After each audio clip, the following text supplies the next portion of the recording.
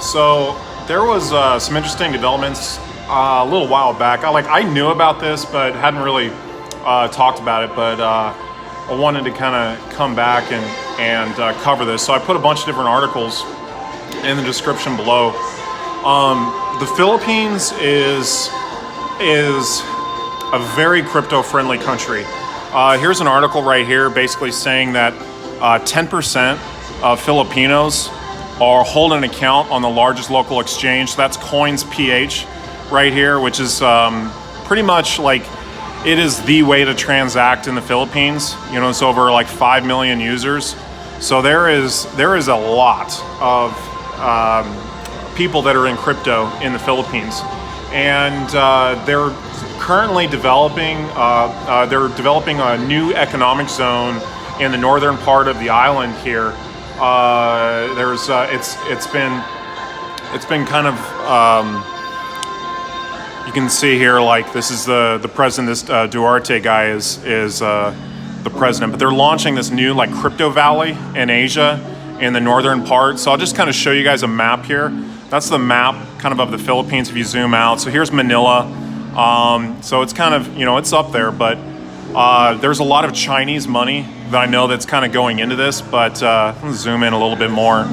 You can see this kind of area right here, but beautiful little area kind of in the northern part of the island. One of the things I should mention is, like, this whole side of the island is not as developed, it's not as touched. I was kind of interested because there's there's some like parks and you kind of move around the city, but this area kind of northern, so here's Manila, and then you have this Angeles area, and this is kind of like on this side of the island is where a lot of the tourist places are. This is kind of where it's a little bit safer.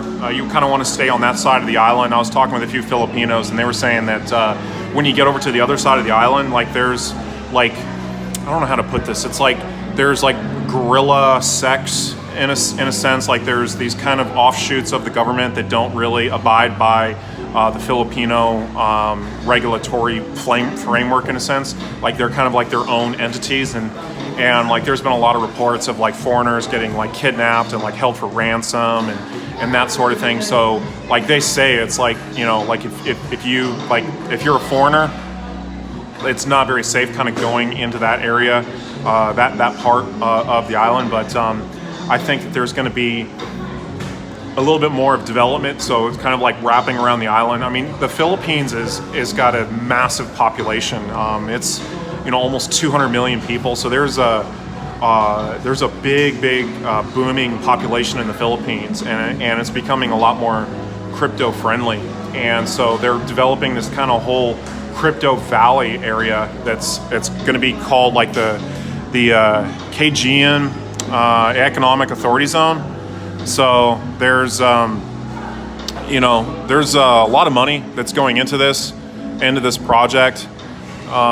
There's you can see this article here, but they're going to have some sort of casino hub in the northern Philippines, and like there's a lot of Chinese money that's kind of going into this because of the proximity to China. And if you know anything about, like, over here in the Southeast Asia area, like China's taken over everything. Like they were having like protests and like riots when I was in Vietnam, because like a lot of Chinese money was kind of moving in and like taking over certain neighborhoods and things like that. So like there's a lot of restrictions and lockdowns in China itself. But once you get into like some of these other countries, like you don't have some of those same rules and requirements, and so there's a huge booming Chinese influence. Here in the Philippines, you can't own the land. So if you move here thinking you're gonna like buy a house or something like that, it's not part of the that, like, as a foreigner you can't come in and buy land, and that part of that is to prevent something like Chinese money coming in and taking over certain things. Now there are like different financial incentives to kind of create some of these economic zones. So last year I was in a place called Forest City, which is right outside of Singapore, and it's kind of like a Dubai 2.0. Like they're doing land reclamation. It's part of actually Malaysia, but a lot of money was going at like a multi-billion-dollar project there. And so the only part that they had finished was like the Phoenix Hotel and kind of the main area there, but it was really interesting. And there's a few videos online if you check on YouTube. They are building like crazy. So that's going to be coming out here pretty soon. And so like with that, I think you're going to see some more of these kind of like, you know, land reclamation type projects. Now I don't know, I don't see anything that's really suggesting that's going to happen here in the Philippines, but they are going to create kind of like an incentive zone. So going there and, you know, potentially, you know, not having some of the same restrictions and regulatory requirements that are in other parts of, you know, some of these Asian cities. So, you know, I don't know a whole lot of any other developments in terms of like a crypto city. I mean, maybe you guys can, you know, correct me if you guys have heard any different. But this is kind of a cool picture. You know, they kind of have this infographic. Didn't show up as well on the thumbnail, but there are a lot of these kind of developments that are coming in that are, you know, got a lot of money behind them and just creating, you know, kind of new all-inclusive cities. There's several projects in different parts of the Philippines here where, you know, it's just, you know, it's kind of like a mega project that it has kind of taken over, and there's you know, they kind of have like this master plan that they're implementing in terms of like all of the real estate and whatnot in those areas. So interesting stuff.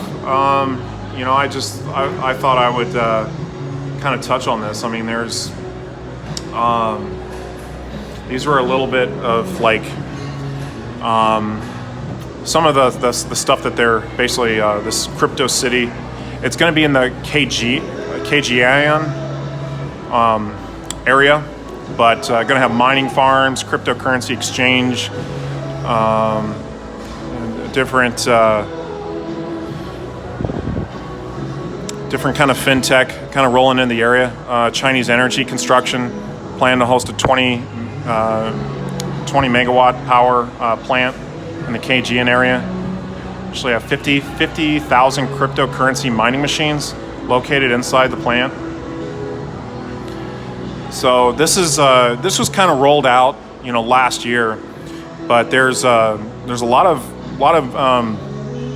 been more movement, you know, towards this lately. So it's kind of interesting to see. And one of the big things was like there's going to be, you know, license for about 10 different platforms for cryptocurrency exchanges.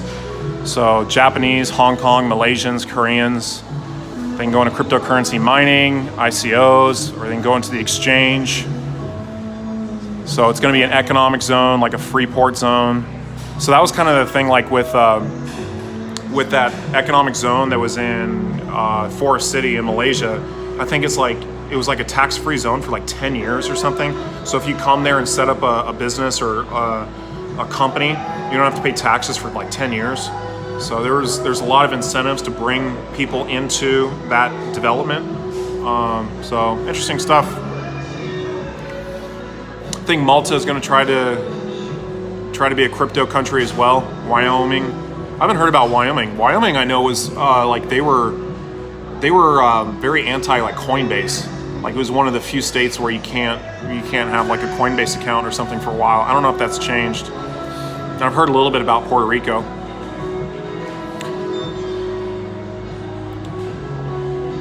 You have reports, but I haven't had any bad experiences in the Philippines. I've been going on since 1995. Yeah, I mean, you hear these rumors of like people in, you know, having maybe negative experiences in the Philippines, but the stories are, there's very few stories. I mean, for the most part, everyone here is very, very friendly, and I haven't had a whole lot of negative experiences here compared to the nightmares that I ran into in the U.S. I mean, you know, there's way more problems in the U.S. when it comes to a lot of, you know, a lot of stuff that I've been encountering. I mean, like the homeless crisis, like in some of the western cities, which is kind of more of like where I was around, like Seattle, Portland, San Francisco.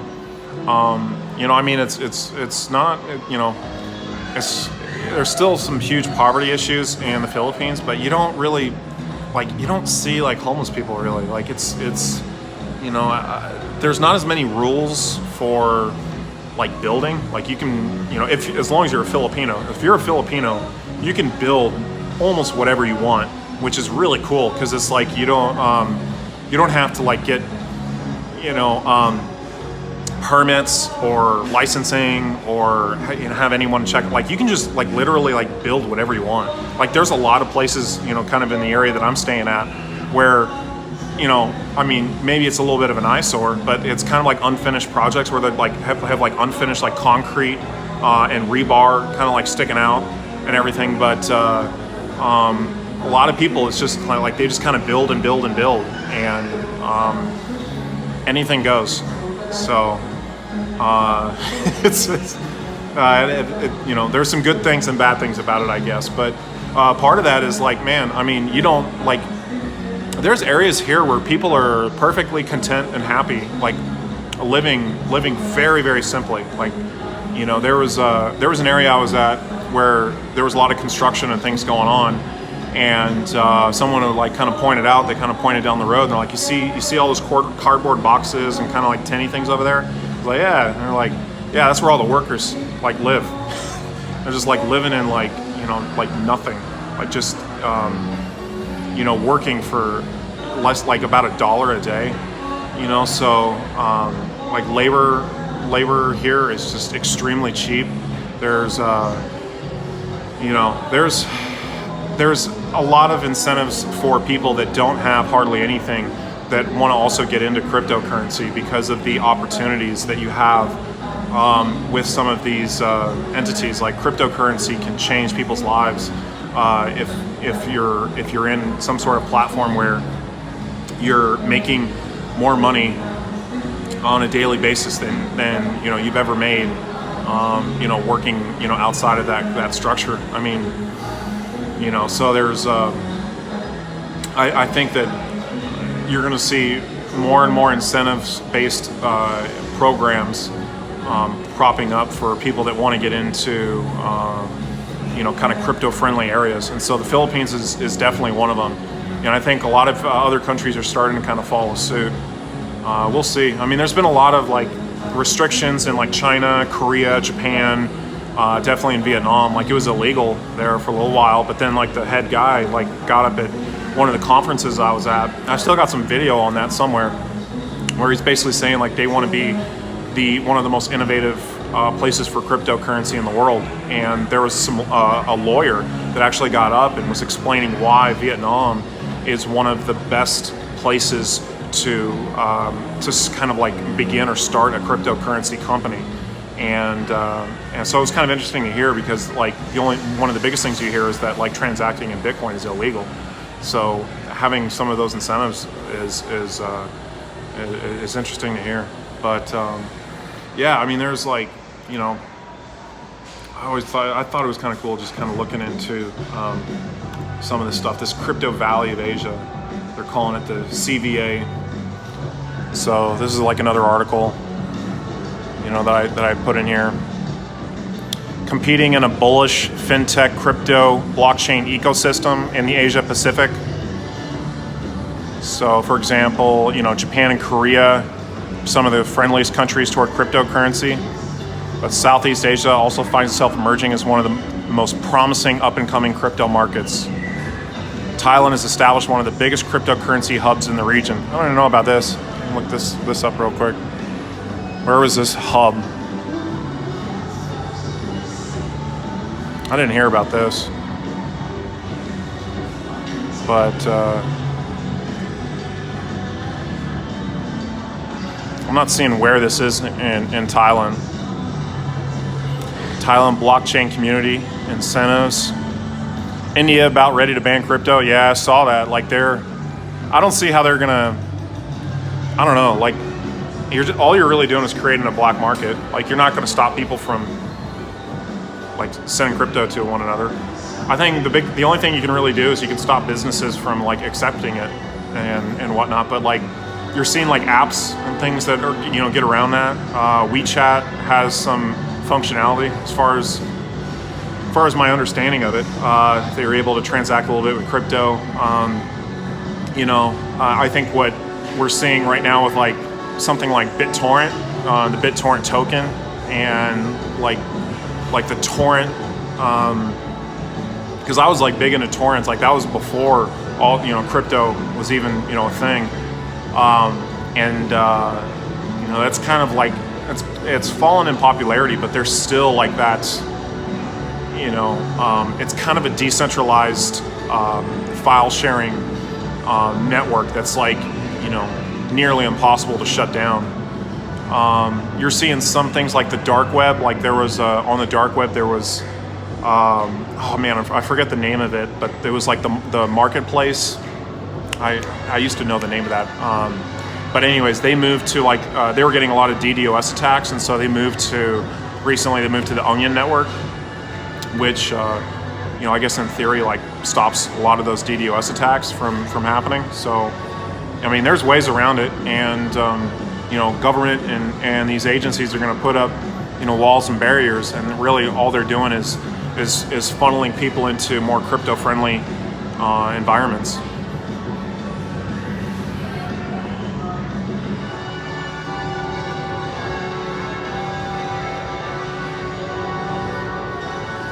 But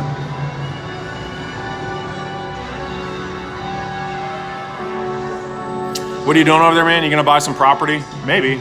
I mean, the way I understand it, like with like the property here is like you have to like set up like a business and like share it with a Filipino, and you can own like a majority share of the business or something, and that's one way to like kind of get around the rules. But I don't know, like I hear different stories. I heard one person say, yeah, you can own like 95% of the business, and then I talked to another guy that does real estate, and he's like, no, like you can't do that. So I don't know who to believe, but I don't know. I mean, I've always liked my freedom. I like the ability to move and stay in different places. I like to keep that. I mean, I guess it'd be nice to have a house. I mean, one of the things I would always want to do is build it kind of the way I always wanted. Like there was like this floor plan. I've always wanted to build this house. Market. Let me pull this up real quick. But there's kind of this philosophy in Vedic tradition, which is kind of like Indian, and so I've always wanted to build so this is kind of like the general floor plan, but the entrance is in the east. You have the kitchen in the southeast, the dining area, master bedroom, living room, guests. Now you got to fit a bathroom and that sort of thing in here. Having the center area kind of open, your office, and kind of like a library meditation area. And so this is like very, very like feng shui. I've always wanted to kind of build something like that where it's like everything kind of just flows and very simplistic. So like with the rules and things like that here in the Philippines, if I can figure out a way around the, kind of the land issue, I mean, to build something like that would be so cheap. Like my friend, my Filipino friend, he's got like a dozen different people working for him that he's paying like less than $1 a day. I think he was paying them like 50 pesos a day. Like it's like nothing. And like they're doing manual labor, like building like all of this stuff for him.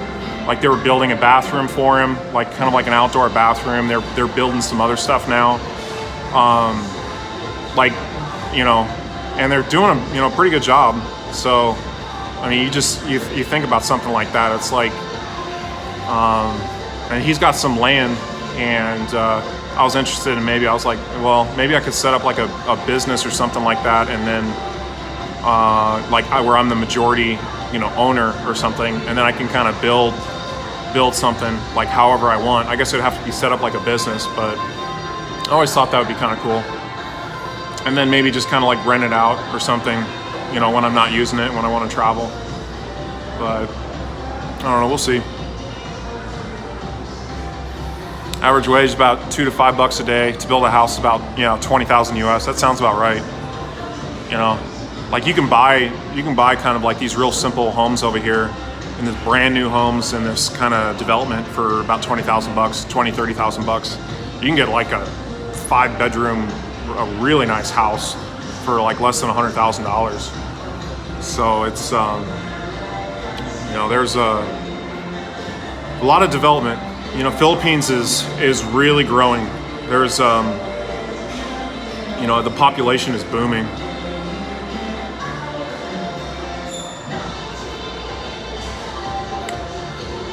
I feel like we're going to start hearing countries are buying Bitcoin, something huge around the corner.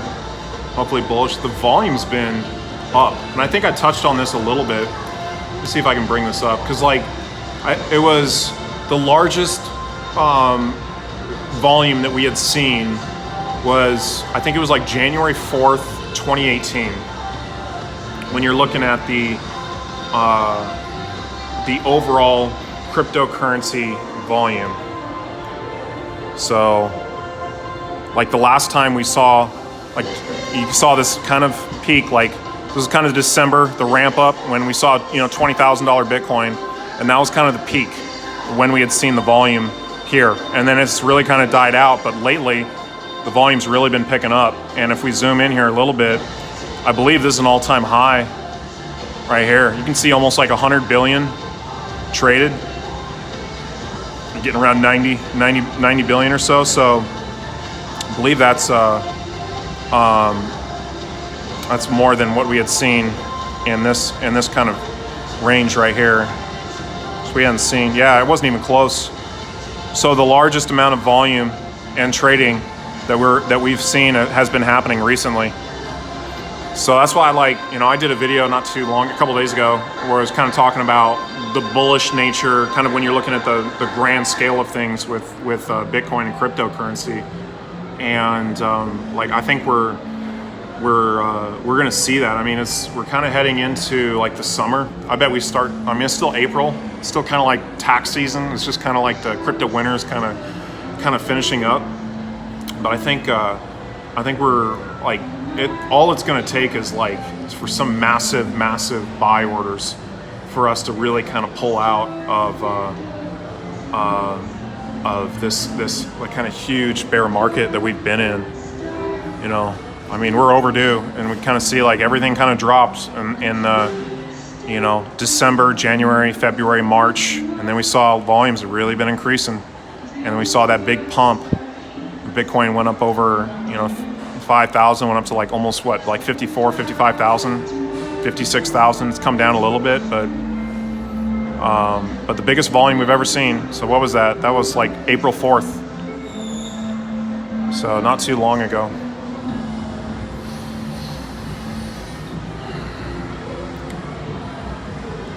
So why are you moving here in November? I've been watching I don't know why, but when I look on my my YouTube for the suggested videos of people I'm not subscribed to, I've been seeing a lot of people that have just been sharing their experiences on moving to the Philippines. There's been a lot of that. And then one of my favorite crypto YouTubers, Sean Walters, he talks quite a bit about his transition in the Philippines, because he's a guy from the US. He originally went out to Chiang Mai, Thailand, and was living in Thailand for a little bit, and then moved to the Philippines. And he's like, I love it here. I'm never moving back. He's, you come out here and you realize it's very different in a lot of different ways. I've been hearing a lot of people in America, they're big into the Game of Thrones, watching the Game of Thrones series. It's the majority of people here, I would say 80-90% of people don't even own a TV. They don't even know what Game of Thrones is. I've never watched an episode, so I don't really watch TV anymore. I get all my entertainment from the crypto drama on YouTube lately. There's all of the there's so much negativity because no one's really making money with a lot of stuff that's going on in crypto, and you see it everyone's just kind of lashing out on each other. So I think that might turn around a little bit, but Yeah, a lot of opportunity here in the Philippines. I'm watching Clover on my big TV. Yeah, this is like the I saw these little kind of Jeep things right here. Like these are these little Jeeps. That was the picture that I had here. So surprisingly enough, like I actually fit in that thing. These are like little taxis around here. You can see. So you'd be amazed, like they can fit so many people in these things. You know, like I'm a giant, so I don't think you can really get two people like with me and like my girlfriend and in that buggy thing, but like you can get like I've seen those things loaded down with like 10, 11 people on them. It's nuts. But anyways, that's about it for me for today. I don't want to keep these streams too long for people to be watching these after the fact. I think most people in America are asleep right now. Either that or watching Game of Thrones, I guess. So, yeah, I think things are looking brighter for the next kind of end of the season here in 2019. I think there's a lot of opportunity in crypto, and we'll start to see things improve. I think we're already starting to see things kind of turn the corner a little bit. So we'll be kind of watching, keeping an eye on it, seeing if there's any kind of news stories. But the crypto city, I think, is a really interesting one. Maybe I'll have to look into kind of getting involved with that once that project gets rolling. It's a little bit far from here, but there's those things, man. You can build those things pretty quick. You get enough people working on those things. Some of those projects, like the one in Malaysia, Forest City. I've been amazed at how fast that thing's going up. So, all right, guys. Appreciate y'all staying online. Catch you guys on the next one.